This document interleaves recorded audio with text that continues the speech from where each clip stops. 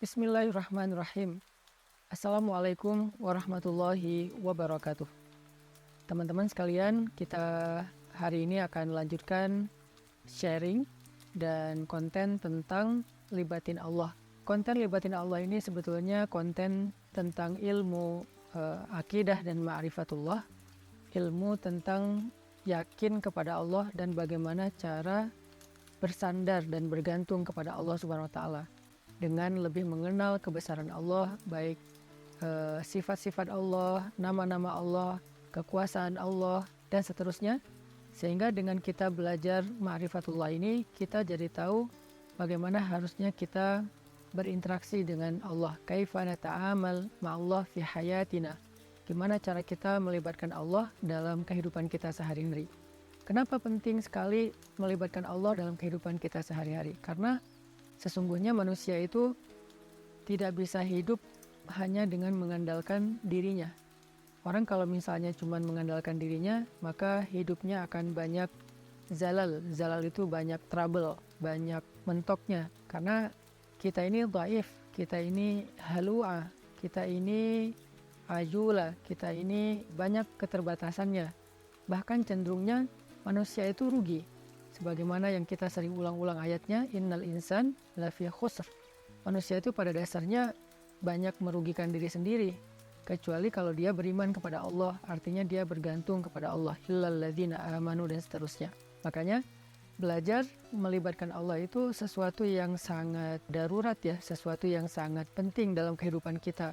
Kalau kita pengen ada keajaiban dalam hidup kita, atau pengen dikasih jalan keluar ketika kita mentok, atau kita pengen meraih hal-hal yang kita anggap mustahil.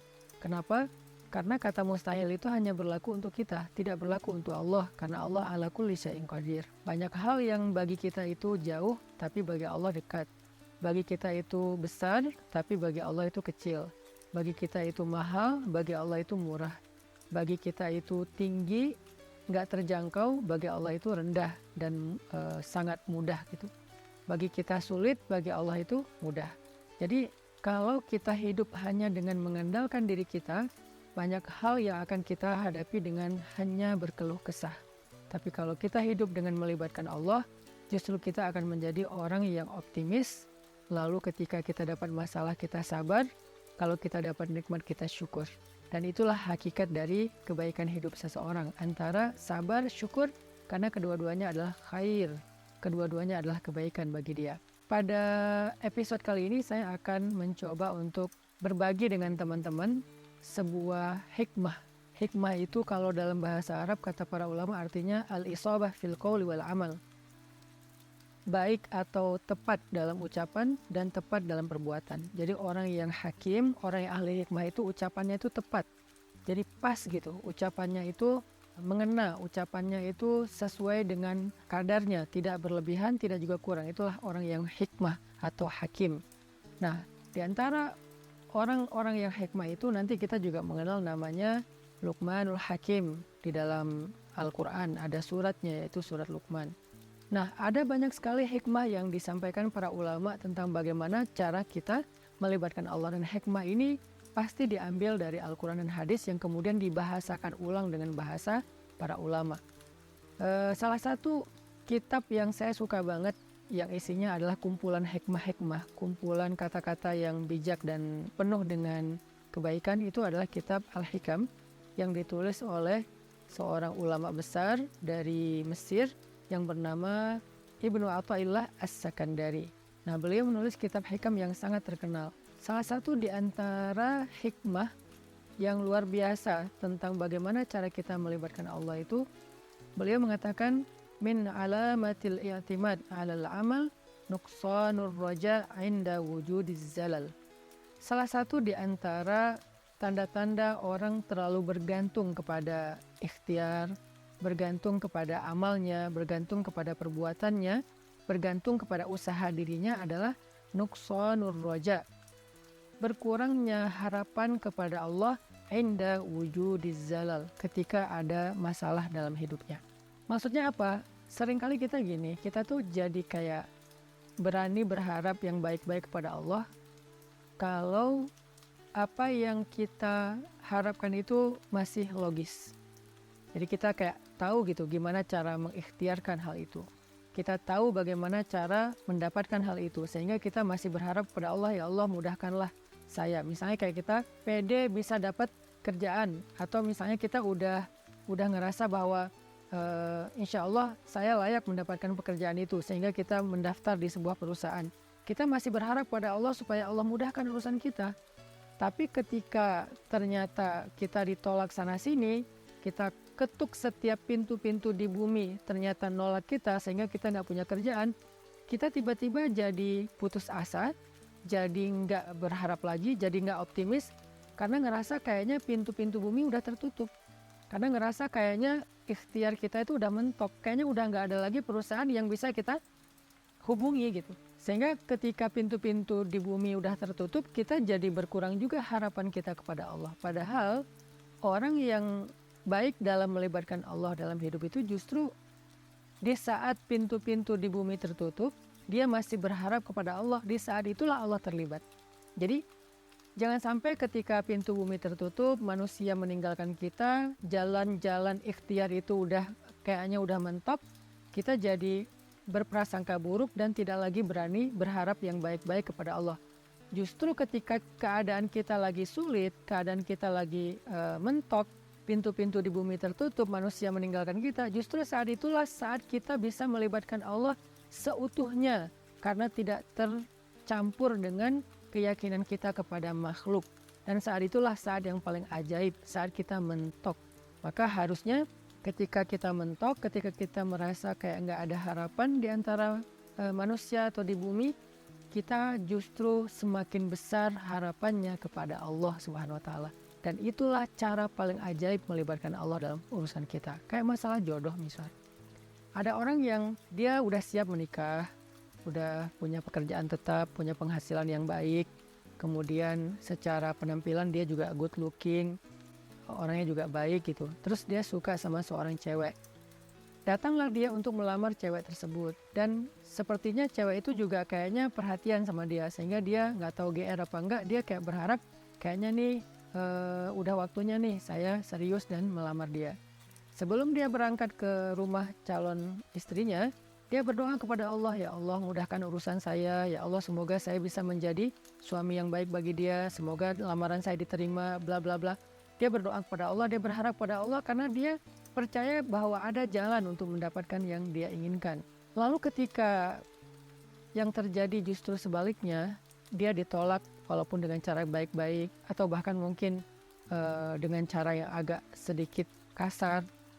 Perempuan itu menolak dia, atau calon mertuanya yang menolak, ayah dari perempuan itu yang menolak, atau mungkin ada banyak masalah lain yang terjadi sehingga nggak bisalah dia melamar perempuan itu. Apakah dia masih berharap kepada Allah? Kalau dia sudah tidak lagi berharap pada Allah, berarti selama ini dia sebetulnya lebih bergantung kepada ikhtiarnya, kepada usahanya daripada kepada Allah. Makanya tidak terjadi keajaiban. Bukan begitu cara melibatkan Allah. Justru ketika lamarannya ditolak, saat itulah dia bisa mengandalkan Allah seutuhnya. Karena tidak bisa lagi mengandalkan good looking, tidak bisa lagi mengandalkan mapan, tidak bisa lagi mengandalkan ikhtiar-ikhtiar manusiawi. Saat itulah dia seutuhnya bisa mengandalkan Allah, dan itulah cara melibatkan Allah untuk mendapatkan keajaiban dalam hidup. Sehingga jangan berputus asa dan jangan nyerah. Kalau nggak bisa mengetuk pintu hati manusia, maka ketuklah pintu rahmat Allah Subhanahu wa Ta'ala. Dan Allah lah yang membolak-balikan hati. Kalaupun nggak perempuan itu, Allah akan gantikan dengan perempuan lain yang lebih baik daripada dia untuk kita. Artinya nggak boleh berhenti berharap kepada Allah. Justru berharap kepada Allah di saat kita sedang sulit, itulah cara paling ajaib mendatangkan keajaiban Allah Subhanahu wa Ta'ala. Ada nasihat dari kisah Nabi Yusuf alaihissalam di dalam surat Yusuf, ketika Nabi Yakub meminta kepada anak-anaknya mencari Nabi Yusuf dan mencari adik mereka yaitu Bunyamin. Nabi Yakub bersabda, "Ya bani yadhhabu fatahassasu min Yusuf wa akhihi." فتحسسوا من يوسف وأخيه ولا تيأسوا من روح الله إنه لا ييأس من روح الله إلا القوم الكافرون. Wahai anak-anakku, kata Nabi Yakub, pergilah dan carilah kabar tentang Yusuf dan saudaranya itu Bunyamin. Dan janganlah kalian berputus asa dari rahmat Allah, dari pertolongan Allah, dari campur tangan Allah, dari keajaiban di sisi Allah. Sesungguhnya tidak ada yang berputus asa dari rahmat Allah kecuali orang-orang yang mengingkari kebesaran Allah, orang-orang yang tidak beriman. Jadi ciri di antara orang yang beriman itu tidak berputus asa. Dan kalimat putus asa ini tidak akan muncul kalau tidak ada zalal, tidak ada masalah, kalau nggak mentok. Nggak mungkin dong kita berputus asa sementara jalan masih terbuka lebar, segalanya masih normal, semuanya masih sesuai prediksi kita. Itu nggak ada alasan kita berputus asa. Justru alasan berputus asa itu ketika kita punya masalah, mentok, trouble, error, bla bla bla. Justru saat itulah kita rentan dengan putus asa. Nah, orang yang beriman di saat itu justru mereka bertambah yakin kepada Allah. Tidak menjadi orang yang yai'as, menjadi orang yang berputus asa atau yusi'udzan billah, mereka berburuk sangka kepada Allah. Wa tadhunnuna billahi dzunun, kalian berprasangka kepada Allah dengan prasangka yang tidak pantas. Kenapa? Karena orang beriman tidak pernah berhenti berharap kepada Allah yang baik-baik. Bahkan ketika ada masalah paling berat dalam hidupnya, saat itulah dia semakin berharap kepada Allah dan semakin bergantung kepada Allah. Dan saat itulah keajaiban Allah terjadi. Coba renungkan firman Allah di dalam surat An-Naml ayat 62. Bismillahirrahmanirrahim. Amman yujibul muttarra idza da'ah.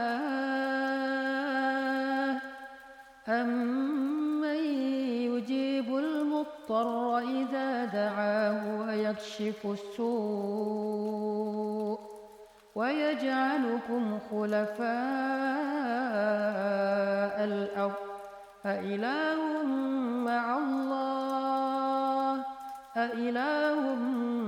مع الله قليلا ما تذكرون. Siapakah yang akan memperkenankan doa orang-orang yang sedang kesulitan jika dia berdoa kepada Allah dan kemudian menghilangkan keburukan dari mereka dan menjadikan kalian sebagai pemimpin-pemimpin di muka bumi? Apakah ada ilah yang patut disembah bersama dengan Allah? Qalilan ma tazakkarun, sedikit sekali apa yang kalian mengerti.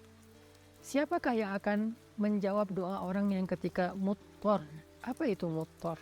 Muttar itu artinya orang yang sedang dalam kesulitan yang luar biasa. Muttar itu artinya orang yang sedang dalam kesusahan yang sangat besar. Muttar itu artinya orang yang udah mentok, itulah muttar. Maka amma yujibul muttar, siapa yang akan bisa menjawab panggilan orang yang sedang muttar, yang memanggil ya Allah, ya Allah, ya Nasir, ya Azim, ya Aziz, ya Rabbal Alamin, ya Rabbi. Siapa yang akan menjawab panggilan ketika ada yang memanggil dalam keadaan kesulitan ya Allah selain Allah Subhanahu wa Ta'ala? Hanya Allah yang bisa menjawab. Ketika manusia tidak bisa menjawab, orang tua nggak bisa menjawab, teman-teman nggak bisa menjawab, mereka nggak ngangkat telepon, nggak ngebalas WA, nggak ada yang mau membantu kita, nggak ada yang yujib. La ahad yujibuna, tidak ada satupun yang menjawab kita. Faman yujibul muttar, siapa yang menjawab kita ketika dalam keadaan muttar seperti itu? Allah. Maka di dalam ayat ini Allah ngasih kita nasihat, wahai hambaku, la tahzan kalau manusia tidak menjawabmu. La tahzan kalau manusia tidak memenuhi panggilanmu. La tahzan kalau manusia meninggalkanmu, mengabaikanmu. La tahzan kalau mereka berpaling dari kamu. Kenapa? Aku tidak akan pernah meninggalkanmu. Aku tidak akan pernah menyia-nyiakanmu. Wadduha wal laili idza saja. Ma wadda'aka rabbuka wa ma qala. Ma wadda'aka rabbuka wa ma qala. Tuhanmu tidak pernah meninggalkanmu dan tidak benci kepadamu, wahai hambaku, walaupun kamu pendosa sekalipun. Ada 3 kondisi di mana seseorang itu doanya tidak ada hijab dengan Allah. Salah satu di antara 3 kondisi itu adalah ketika orang ini terzolimi. orang yang terzalimi, walaupun dia pendosa, walaupun dia ahli maksiat, walaupun dia orang yang selama ini jauh dari Allah, tapi ketika dia dalam keadaan terzalimi, dalam keadaan susah, dalam keadaan dianiaya, dia berdoa, doanya nggak ada hijab dengan Allah loh. Walaupun dia selama ini nggak pernah sholat, walaupun selama ini dia nggak puasa, walaupun selama ini dia nggak berhijab, walaupun selama ini dia nggak pernah buka Al-Quran, walaupun selama ini dia nggak pernah mengingat Allah, tapi dalam kondisi ketika dia muttar, terzalimi, susah, maka tidak ada hijab antara dia dengan Allah ketika dia berdoa. Kenapa? Itulah istimewanya keadaan ketika orang terzalimi atau muttar. Allah nggak ngelihat dia puasa atau enggak. Allah nggak ngelihat dia sholat apa enggak. Yang Allah lihat dia memanggil Allah atau enggak. Makanya hati-hati kata Nabi dengan doa orang yang terzalimi. Walaupun orang yang terzalimi ini ahli maksiat, kalau dia terzalimi, lalu dia berdoa kepada Allah, doanya nggak ada hijab. Sehingga Allah berfirman, amma yujibul muttar. Siapa yang menjawab orang-orang yang sedang susah ketika dia memanggil Allah, idza da'ah wa yakshifus su', lalu Allah menghilangkan kesusahan darinya. Bahkan Allah menjadikannya sebagai pemimpin, artinya Allah berikan kepada dia kemuliaan, kekuasaan, dan segala kebaikan-kebaikan dalam hidup. Siapa? Allah. Masih ingat nggak dengan kisah seorang laki-laki solih yang melakukan perjalanan, lalu di tengah jalan dia dirampok. Karena di zaman dulu itu kan banyak perampok atau begal di tengah jalan. Ketika dia dirampok, dia bilang kepada perampok itu, wahai rajul, wahai laki-laki, ambillah apa yang kalian inginkan, biarkan aku kembali kepada keluargaku, kepada anak dan istriku, mereka menungguku. Kata perampok ini, adapun harta-harta ini sudah pasti bisa kami ambil, tetapi berikutnya yang kami inginkan adalah membunuhmu. Kamu tidak akan bisa melanjutkan perjalanan. Maka laki-laki ini pas tahu bahwa dia nggak punya harapan untuk meloloskan diri, dia udah dipegang sama mereka, tinggal dipenggal, dia bilang, kalau begitu beri saya waktu sebentar saja untuk sholat 2 rakaat, setelah itu lakukan apa yang kalian inginkan. Karena bagi para pembunuh 2 rakaat sholat itu nggak lama dan bukan sesuatu juga yang berat, ya kata mereka, ya udah sholat aja 2 rakaat, tapi aksir, sholatnya pendek-pendek aja, nggak usah panjang-panjang. Akhirnya dia pun sholat 2 rakaat. Ketika dia sholat 2 rakaat, dia bingung, habis baca Al-Fatihah dia baca ayat apa lagi. Yang terlintas di dalam pikirannya cuma ayat ini. Kebenaran dia hafiz Al-Quran, walaupun dia hafal 30 juz, dia nggak tahu mau baca surat apa setelah Al-Fatihah. Kecuali surat inilah yang terlintas di dalam benaknya, sehingga dia baca setelah Al-Fatihah dengan suara lirih berbisik, amma yujibul muttar idza da'ah wa yakshifus su', dan seterusnya. Kemudian setelah dia membaca ayat ini, dia ruku, dia sujud. Ketika dia rakaat kedua juga dia membaca ayat yang sama, karena dia nggak ingat ayat yang lain. Ketika dia sujud terakhir, dia mendengar suara ada orang mengendarai kuda datang ke arah mereka. Tiba-tiba suara teriakan orang yang sedang dipukul. Lalu setelah itu kuda itu menjauh pergi, dan ketika dia bangkit dari sujudnya, dia tahiyat, dia salam. Selesai dia salam ke kiri, dia ngelihat para perampok-perampok itu dalam keadaan telah terkapar dan dalam keadaan tidak bernyawa. Kemudian setelah itu dia bertanya kepada laki-laki yang mengendarai kuda, ya fulan, man ant? Siapa kamu? Siapa kamu? Orang itu menjawab, aku adalah utusan dari Zat yang mendengar dan menjawab panggilan orang yang memanggilnya. Aku adalah utusan Zat yang menjawab orang yang memanggilnya, yang menjawab siapa yang dalam keadaan susah yang memanggil dia, yaitu utusan Allah Subhanahu wa taala. Akhirnya orang ini pun selamat dan membawa hartanya kembali ke kampungnya. Ini salah satu contoh kisah yang sangat terkenal di antara kisah-kisah para ulama, bagaimana ketika kita mentok, ketika kita nggak punya jalan ikhtiar, ternyata justru saat itulah saat terbaik kita berharap pada Allah, saat terbaik kita berbaik sangka kepada Allah, saat terbaik kita melibatkan Allah dengan husnuzon dan roja, dan saat itulah saat terbaik untuk mendapatkan keajaiban dalam hidup kita. Yang terakhir, kisah 3 orang yang terkurung di dalam gua. Mereka sedang melakukan perjalanan, terjadi badai, akhirnya mereka berlindung di dalam gua. Ini terkenal juga kisahnya dengan riwayat hadis yang sahih. Ketika mereka terkurung di dalam gua, tiba-tiba batu gua itu menutup gua karena terjadi kayak longsor, batunya menutup mulut gua. Dalam keadaan seperti itu mereka takut kehabisan udara dan mereka nggak bisa makan dan seterusnya, mereka terjebak. Tiba-tiba masing-masing berdoa dengan tawasul kepada amal-amalnya di masa lalu. Ada yang bertawasul dengan birrul walidain, ada yang bertawasul dengan sifat amanah dan adil, ada yang bertawasul dengan sifat takwa meninggalkan dosa. Sehingga singkat cerita, setelah mereka meminta kepada Allah dan bertawasul dengan amal-amal mereka, mulut gua itu terbuka, batunya bergeser dan mereka pun selamat. Kenapa ini bisa terjadi keajaiban kayak gini? Mereka udah mendorong batu itu tapi tidak sanggup. Artinya ikhtiarnya udah mentok. Apakah mereka berputus asa? Enggak. Saat itulah mereka melibatkan Allah secara utuh dan melihat keajaiban Allah Subhanahu wa taala. Maka kembali kepada hikmah dari Imam Ibnu Athaillah As-Sakandari, min alamatil i'timad 'alal amal nuqsanur raja' inda wujudiz zalal. Di antara ciri-ciri orang yang masih bergantung kepada perbuatannya, ikhtiar dan usahanya adalah berkurangnya harapannya kepada Allah ketika terjadi masalah dalam hidupnya. Maka jangan pernah berkurang harapan kita kepada Allah. Justru ketika kita punya masalah dalam hidup dan kita ngerasa tidak ada jalan di antara jalan-jalan di bumi, kita menjadi lebih berharap kepada Allah dan yakin dengan jalan-jalan yang lebih baik yang ada di langit, insya Allah. Barakallahu fikum. Wassalamualaikum warahmatullahi wabarakatuh. Bismillahirrahmanirrahim. Assalamualaikum warahmatullahi wabarakatuh.